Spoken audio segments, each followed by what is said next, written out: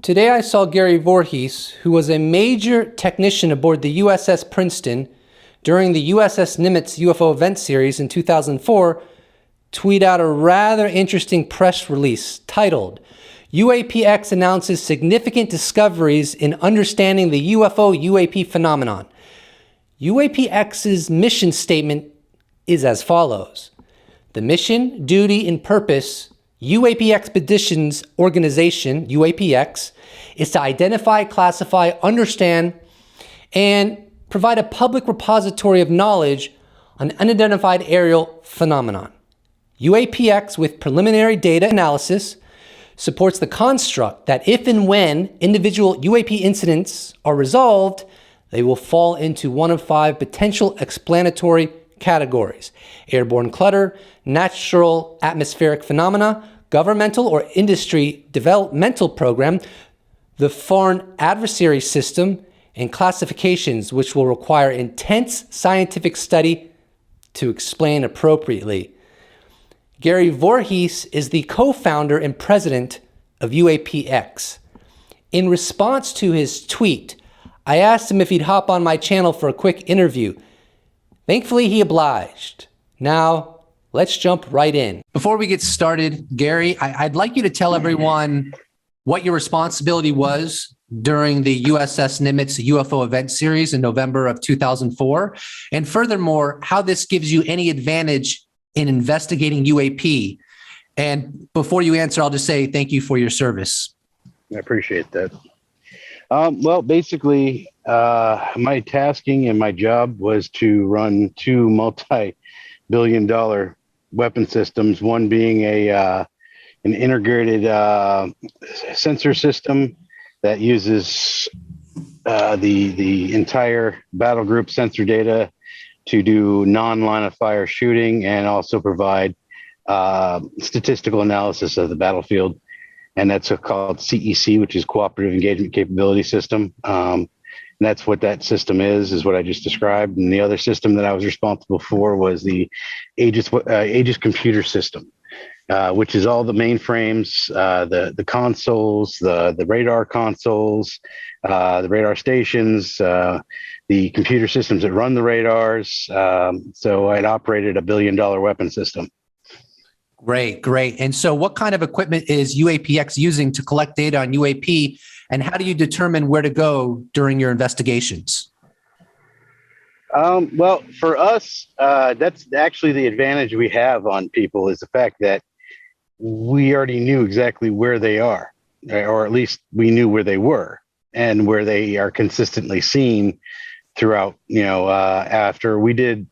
I don't even think we had to do more than about a month's worth of research to figure out that the same things we saw during the 2004 event have been seen in the channel and all around Catalina and the islands off the coast of California for as long as there's been human beings there to witness them.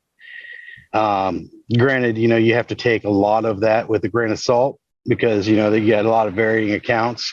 Mostly for my situation, I only really take into account the things that I know for sure are, what I actually are, that are conclusive with what I saw. That's the one thing about me, is that I'm not looking for little green men. I'm trying to understand and explain an anomalous event that happened to me and my shipmates during 2004. I get into the woo just because I'm into consciousness and things like that, but I don't really, that's separate from our research. So, I know people will cite, well, I've heard you on SOR talking about, consciousness and things like that. Yeah. It's super interesting. And I find it fascinating because any scientist will acknowledge that there's something beyond what we can perceive. So I find that fascinating. But for us, we knew exactly where to look. So we looked there. And, like I said, we got to really kind of paint things with broad strokes as not to violate our NDA, which I'll go ahead and acknowledge that right off the bat. We're looking at a no later than April timeframe of being able to be free of that NDA. As soon as the movie that we were a part of, that was supposed to be a documentary about our research, once that debuts, then we're out of our NDA. And we can freely talk about the data. The data is our own data. We own the data. So it's just a matter of waiting until, they get their pop and, everybody gets to go, buy that ticket to go watch our documentary. So, that's really the only reason why we're still under NDA. They footed the bill. So, it'd only be polite to give them their pop and make sure that they get their money's worth. Great. How do you see yourselves as a scientific UAP research organization in terms of how you either complement or even compete against U.S. organizations and efforts like UAPTF and AOIMSG, or even the Galileo Project or the Scientific Coalition for UAP Studies, and even the efforts that people like scientist Gary Nolan are currently engaging in with the investigation of bizarre materials allegedly coming from UAP with bizarre isotopic ratios? I look forward to seeing all the results of all these projects. I don't see us as a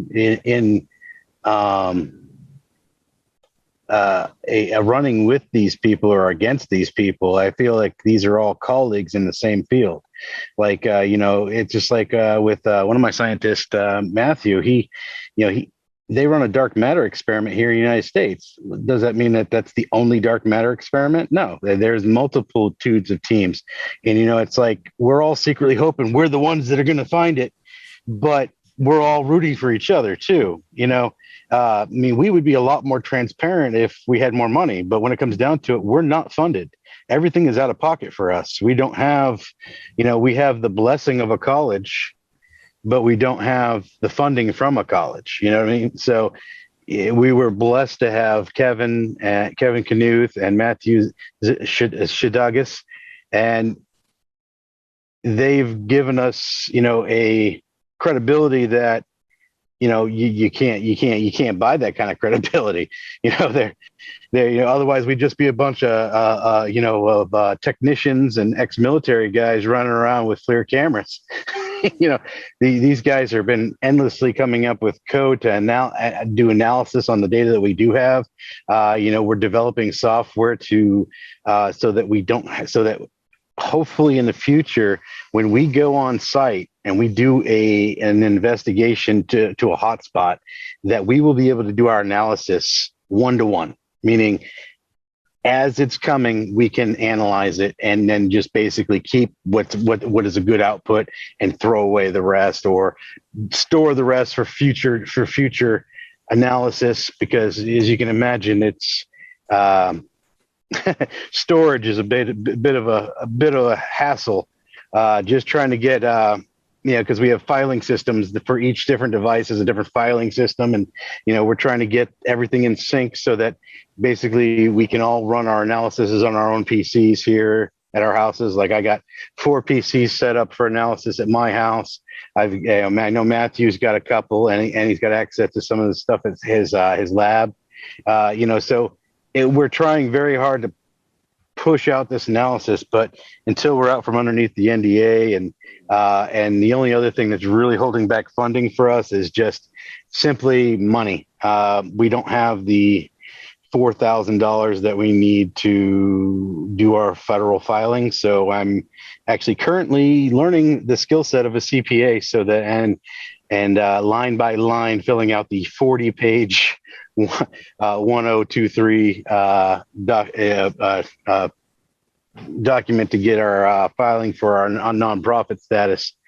So these things are slow when you don't have money, and and we're not asking for money, but we just asking for patience. That's what we're asking for. I know a lot of people have a lot of high hopes for us, and and honestly, I hope that we meet and exceed their expectations. We have we don't, I will tell you, we don't have a ship landing on our lawn. I'll tell you that right now. But what we do have is honestly some really, really, really cool and interesting stuff that everybody is going to love to analyze. Everybody's going to look at this stuff. I can't wait to see what people think of some of the stuff that we saw. And honestly, I can't wait to be able to, include people not in our sphere to do their own self-analysis. And of course, we're not going to answer every Tom, Dick, and Harry that it's, thinks that they're a FLIR expert or thinks they're a visual expert. But for those that do have those credentials that want to engage with us, we are more than welcoming anybody at a certain point. Once my scientists have their fill of the data, I mean, I got to give that to them. I have to give that to them. I can't just say, okay, guys, we're going to go ahead and give everything out tomorrow. We have to let them go through the whole process. And I think once our code's done, it really won't be a whole lot. It'll only be a matter of months once our code's done. We zip through, so the bigger problem is we have like thousands of hours of video to go through. And that's just the first expedition that we did. Wow. So I'm going to share a citation from your press release yesterday. Quote, "The evidentiary value of the data collected by UAPx is still under evaluation. However, UAPx believes the quality, quantity, variety, and correlative data is potentially the most significant ever captured in the research of UAP UFO phenomena." So can you elaborate on what some of the most impressive evidence you've acquired so far is? Well, specifically, no. Unfortunately, a lot of that's the big pop of the movie. We can't really disclose exactly that. That's kind of disclosing exactly what we found. I mean, we've literally just barely touched the tip of the iceberg. We're doing all of our software development off of 1 hour of FLIR data. Just off of that 1 hour of FLIR data, we've gotten such ridiculously high statistical anomalies that we can't account for just in that 1 hour. Wow. We can't even imagine what's going to happen when we fully analyze all of the data. I think that, it's like I just attended the Avi Loeb's meeting with the Galileo project, and they're doing their analysis on what they think the statistical probability of seeing UAP is, and I have a feeling that they're going to be really, really, really surprised that they're way off. But like I said, that's their project. I'm an affiliate. I offer my opinions, and that's about it. They do their own research, and I'm happy for it. But I can't wait to see what happens when they catch up to where we're at. Are you shocked that there has never before been a long-term systematic scientific study into trying to analyze data collected on anomalous objects in our skies and oceans? Because apparently that is the case. I mean, people cite Project Blue Book, but that's really looking into cases where you and Avi Loeb and others are actually setting up infrared cameras and other equipment to actually collect raw data. Are you surprised that it's taken us this long for the scientific community and citizen scientists like yourself to actually start engaging this mystery on this level? I think on the civilian front, I am very surprised that it's taken this long because, we have less evidence of a lot of other science that we're spending billions of dollars on. And yet here's this phenomenon which varies. And honestly, I think it's only about 1% of what we all look at and kind of say, oh my God, what the hell is that? Is actually anything we have to even worry about or even think about. So, I mean, statistically, I still think a lot of the stuff is garbage, but there's a lot of facets to this. There's a lot of empirical evidence to point that there absolutely is something going on, which is why I'm surprised that it has not piqued any academics, period. I mean, I can't go anywhere without, once somebody, realizes who I am. Oh, hey, there's this one time I saw, there's nobody on the planet that hasn't had some situation that's happened to them where they saw some weird thing in the sky. Now, granted, 90% of that's going to be able to be okay, that was a satellite guy. Look what happened when Elon threw his first set of satellites up. I thought the whole world was going to catch on fire because everybody thought that we were being invaded. But I was looking at them because I knew what they were, and I was waiting for the train to go by because he said, oh yeah, they're going to train across the sky. It's going to be beautiful. I'm like, all right, sweet. So I was waiting. When I saw it, I was like, wow, that's awesome. And then of course I saw UFO Twitter blow up. Oh my God, look at all this video of all these UAP. I go, those aren't UAP. Those are satellites.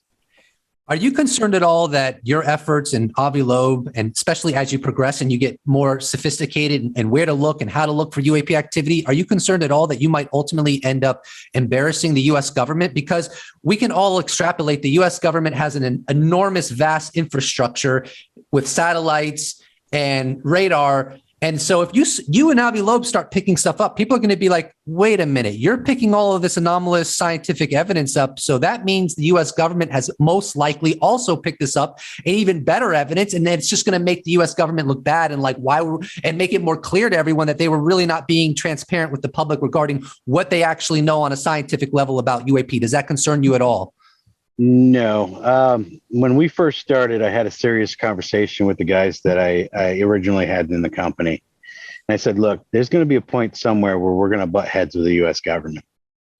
If we don't find anything, we never have to worry about that.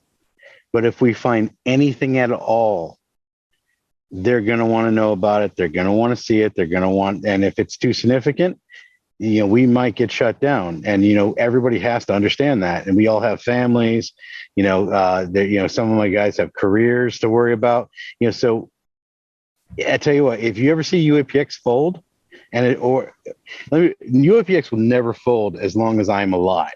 So if you see UAPx, even if it's just me, waving a FLIR camera around, it will never die. So if you ever see us actually fold up, we found something significant, and no, we can't tell you. And because of it is at that point, the situation of we found out something that we can't tell you because there's no way anybody should know, and anybody that says that there's never a situation like that doesn't understand reality, because, like I've stated before, the U.S. government obviously has had its hand at this a lot longer than us.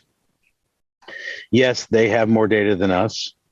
Maybe they might even have reverse engineered some tech. I have no idea. I don't know if they've actually there's no real proof that they've done anything yet, because they've done a very good job at masking it, hiding it. And I think that has a lot to do with the fact that there's so many different agencies, so many different hands in the pot.